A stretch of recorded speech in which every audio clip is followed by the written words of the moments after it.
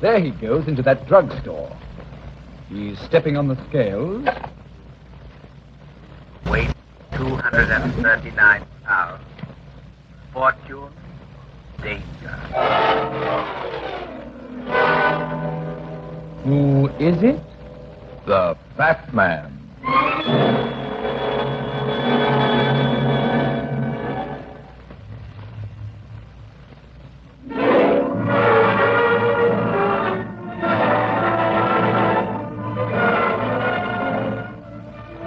And now, here's the Fat Man in Murder by Mail.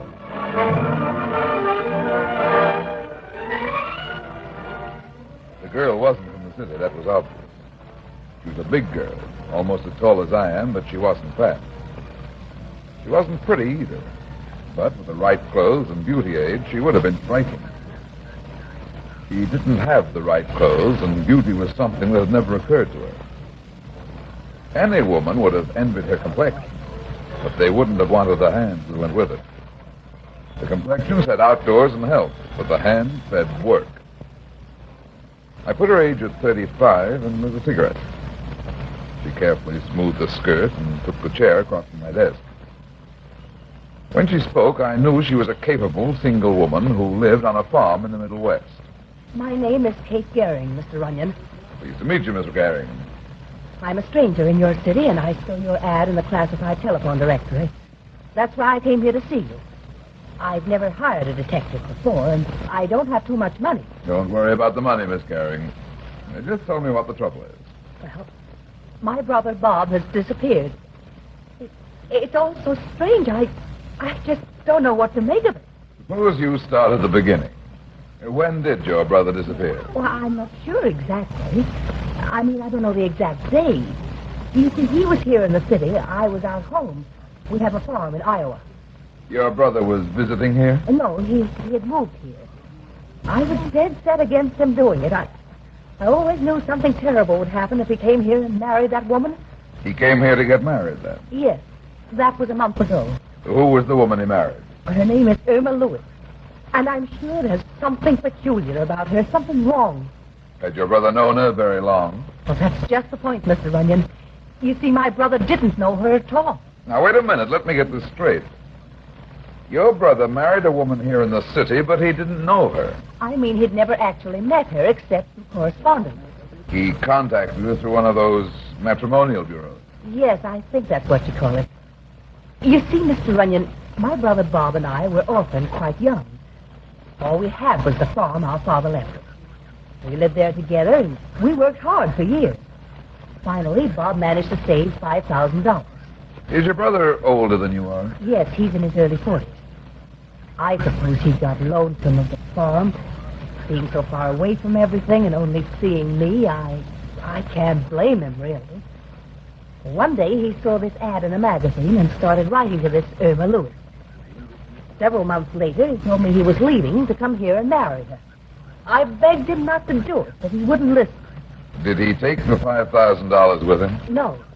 We had the money in a joint checking account in Des Moines. Bob took only what money he'd need for expenses. Is he going to bring this girl back home? He was going to try and get a job here after his wedding. As I said, that was just a month ago. 2 days later, I had a letter from him saying he'd arrived and met Irma. Did he give an address? Not then. But in his next letter, which arrived 3 days after his wedding, he said he and Irma were living in a boarding house at this address. It's out in the country, not far from the city limit. Here. I see. Well, that was the last letter I had from him, Mr. Runyon. Of course, I wrote him regularly. Were the letters returned to you? What? No.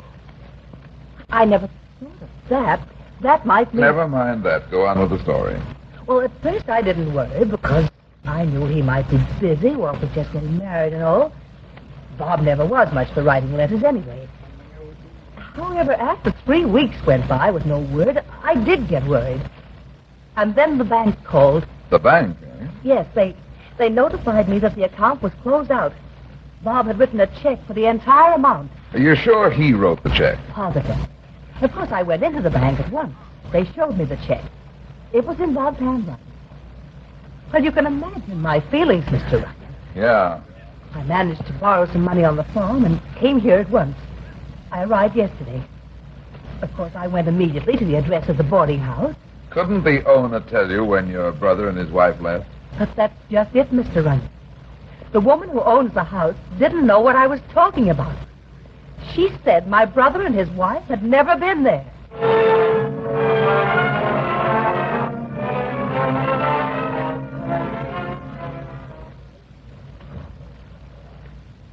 This is the house, Mr. Runyon.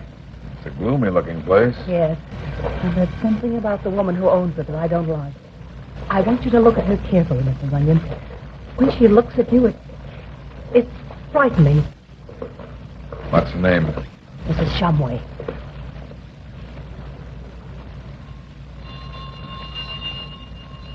Now remember, let me do the talking. All right.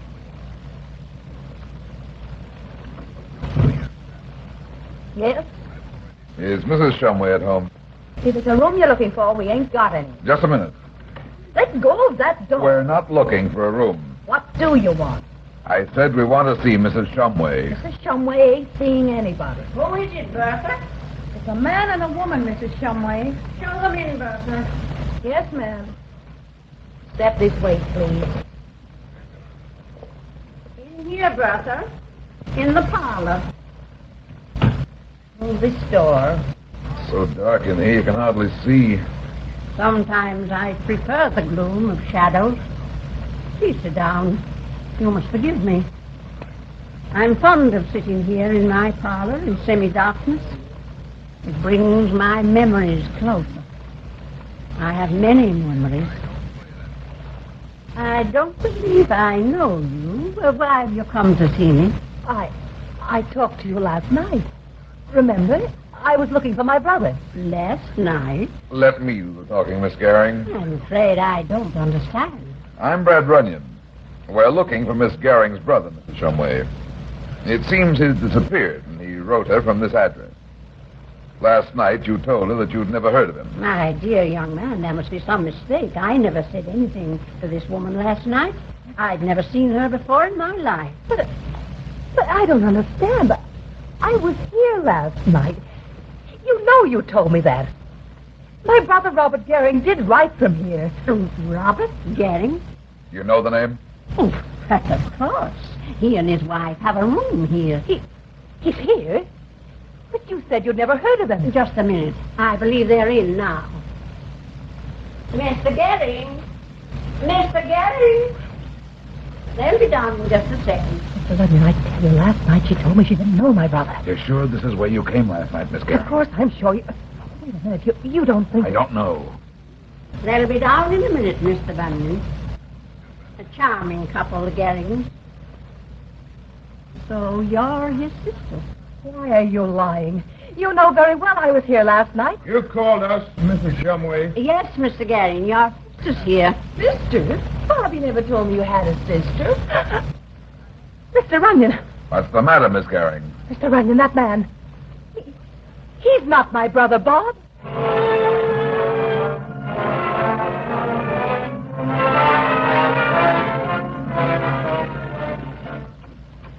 Now then, Miss Gehring, I'm going to get to the bottom of this business. Sit down over there by my desk. What is it? Why are you looking at me like that? Okay, sweetheart, what's it all about?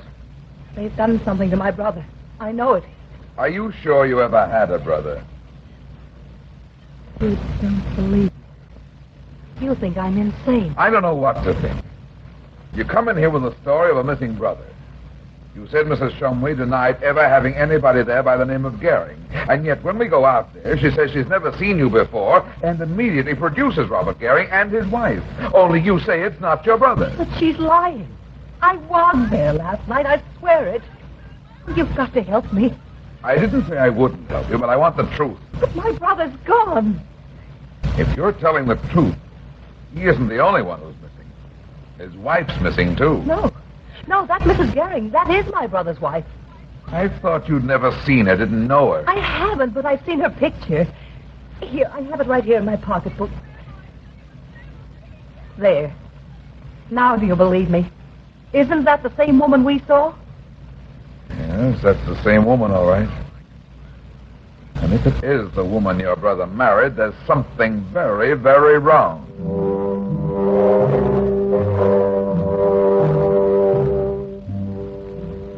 I sent the girl back to her hotel and told her to stay there until she heard from me.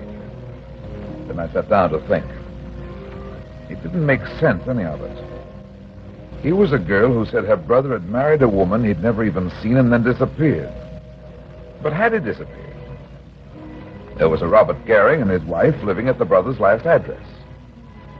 If the girl Kate was lying, what was her angle? What was she up to? And if she were telling the truth, what was Mrs. Shumway's game? Why had she denied knowing of any Robert Gehring and then on the second visit immediately produced him and his wife? Was Kate insane?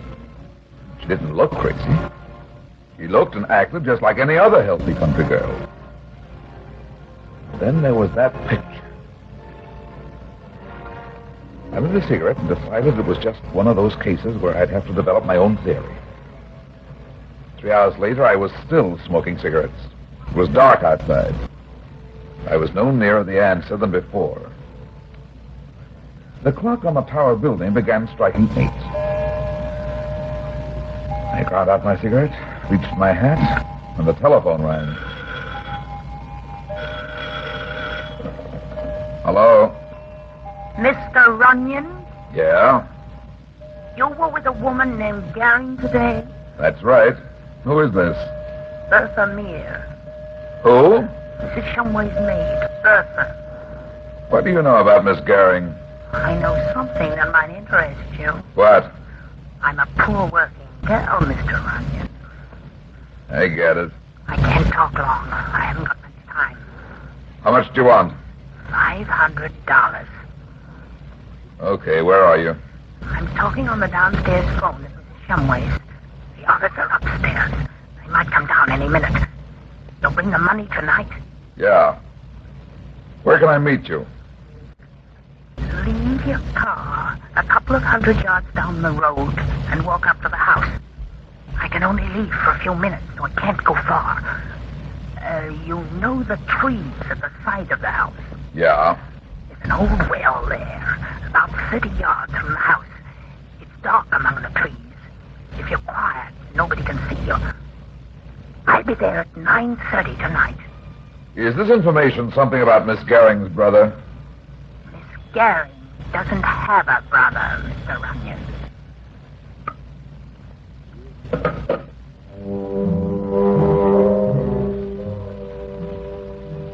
I pushed the phone across the desk, and my eye fell on the picture of Irma Lewis, or Gehring, or whatever her real name was. It lay where Kate Gehring had put it earlier in the afternoon. She'd forgotten to take it with her, and the phone had half hidden it. I picked it up and looked at it. Just an ordinary 3x5 photograph with a love note scribbled on it. I decided there might be something in the handwriting and put the picture in my pocket. Then I got a flashlight, checked my gun, and went out into the dark corridor. I was bending over to lock the door when I heard the step behind me. My turn wasn't quite fast enough.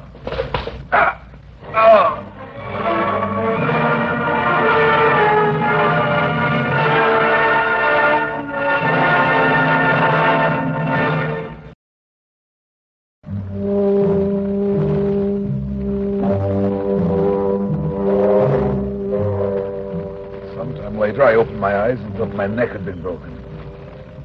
Maybe that's what was intended, but I've got a lot of neck. The back of it was stiff and sore, where somebody who knew how had landed a rabbit punch. But nothing was broken. I was lying on the floor of my office. The light was on, and I was alone. I got to my feet and went to my pockets. The gun was still where it belonged, and so was the flashlight and all my money. But the picture of Irma Lewis was gone.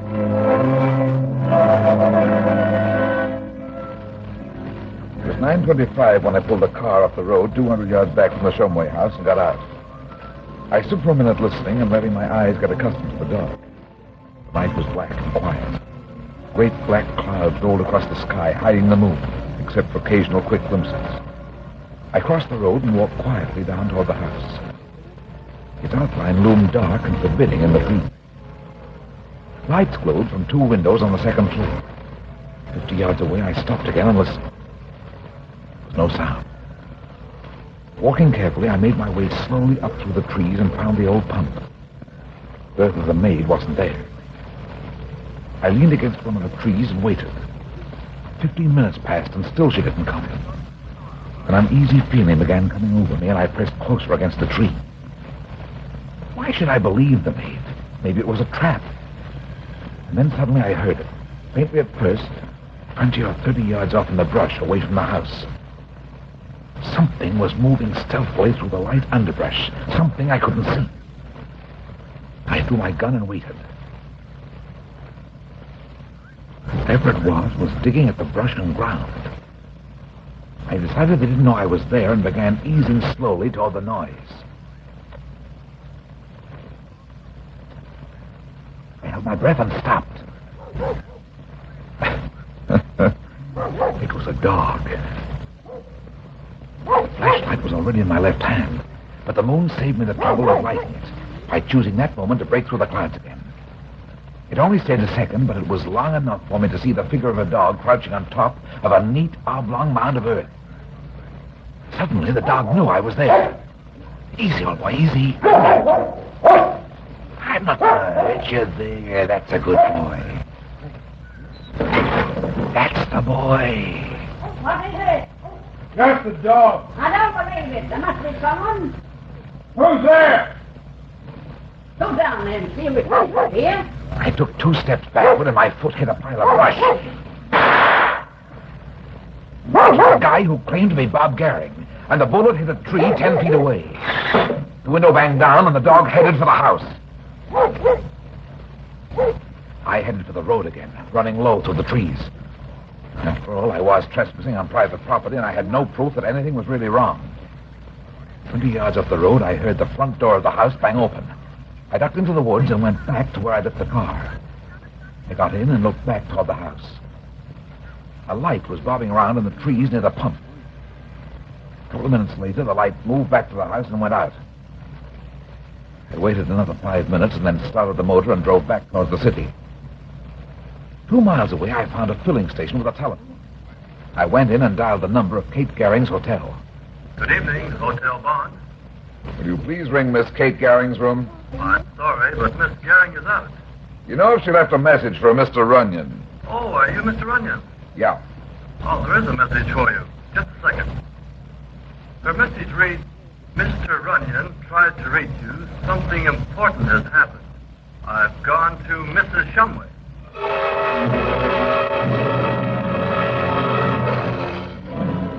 2 miles from the gas station, there was a suburban police station.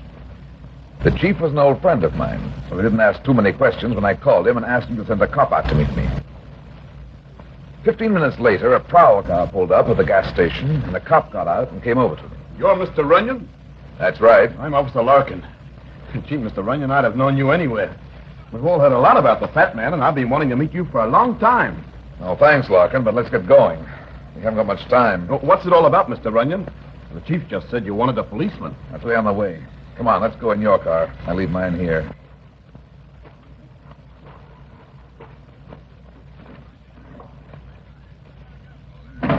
Oh, where to? Straight out this road. Just keep going until I tell you to stop. Okay.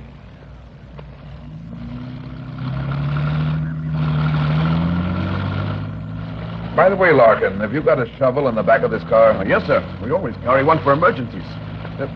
What do you want with a shovel? We might do a little grave digging.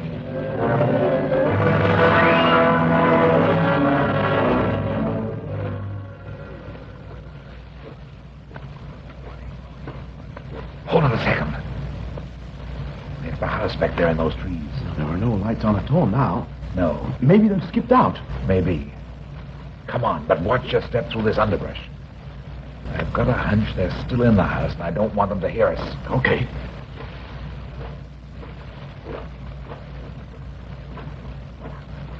Here's the place right over here. Oh, it's so dark I can't see anything. Want me to use the light? No.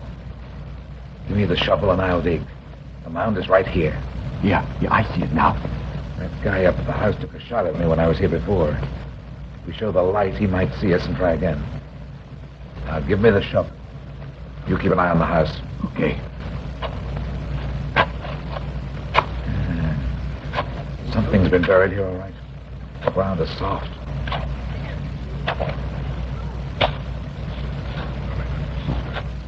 What's wrong? Did you find something? Yeah, I found something. Is it a body? It's a body, all right. A dog body. Well, I'll be. So that's all it was, huh? I guess the joke's on you, Mr. Runyon. After all, it ain't a crime to bury a dog in the woods. No. Except, Larkin, this is the same dog that was doing the digging here a half an hour ago.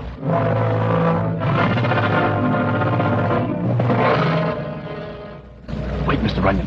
The front door of the house is this way. We're not going to the front door, Larkin. See that part of the building that juts out like a shed in the back of the house? There, back there. Yeah?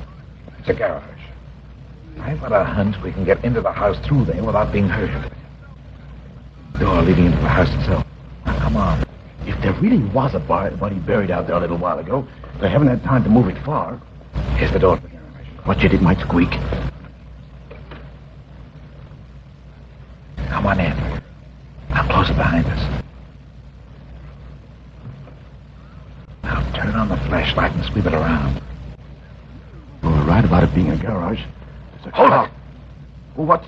There's somebody sitting in the front seat of that car. You've got your cover. Don't move. Are you sure you saw somebody? Yeah, give me that light. Watch that door into the house. Is there anybody there, Mr. Runyon? Yeah. Dead man. Then there really was a body buried out there in the woods. Yeah. They brought him in and propped him up against the steering wheel. Here. Hold the light on him a second. Who is he? I don't know, but I think he's Kate Garing's missing brother, Bob. Hey, Mr. Runyon. Look here on the floor in the back of the car. What is it? It's another dead body, a dame. Here, let me see. Yeah. She's dead, all right. Do you know her? Yeah. It's Mrs. Shumway's maid, Berta. Come on, Larkin. Get your gun out. We're going into the house. Keep as quiet as you can.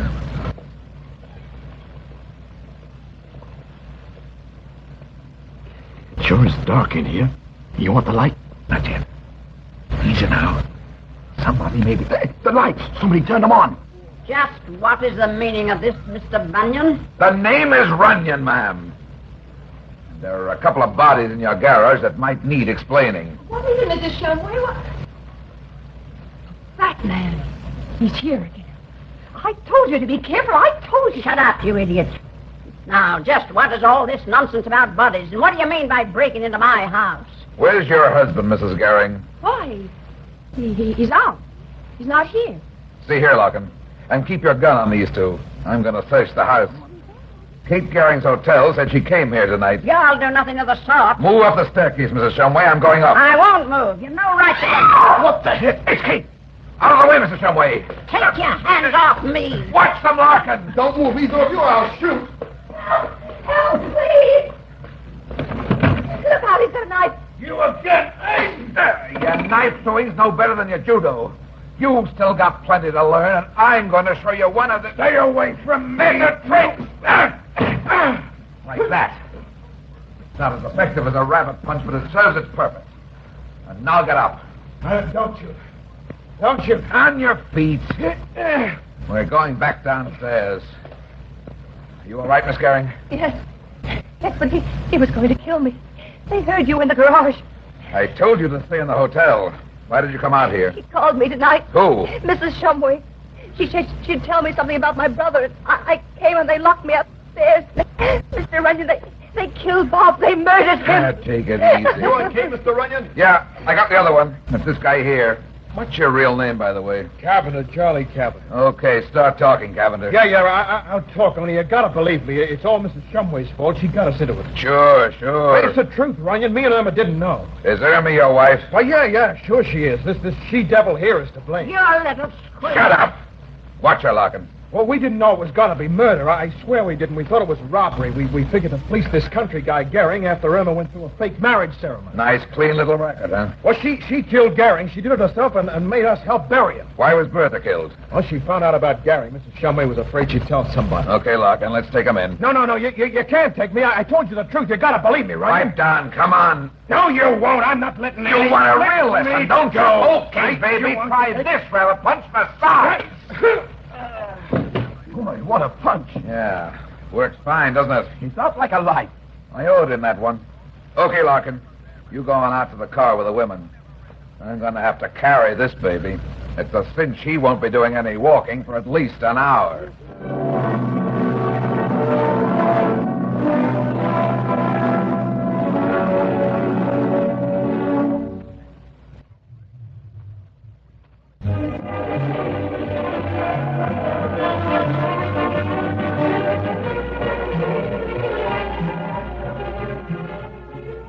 Well, that's that. It seems I spend my life in getting into trouble and getting out of it. But at the same time, I generally manage to get some other people in and out of trouble, too. Be seeing you again. So long.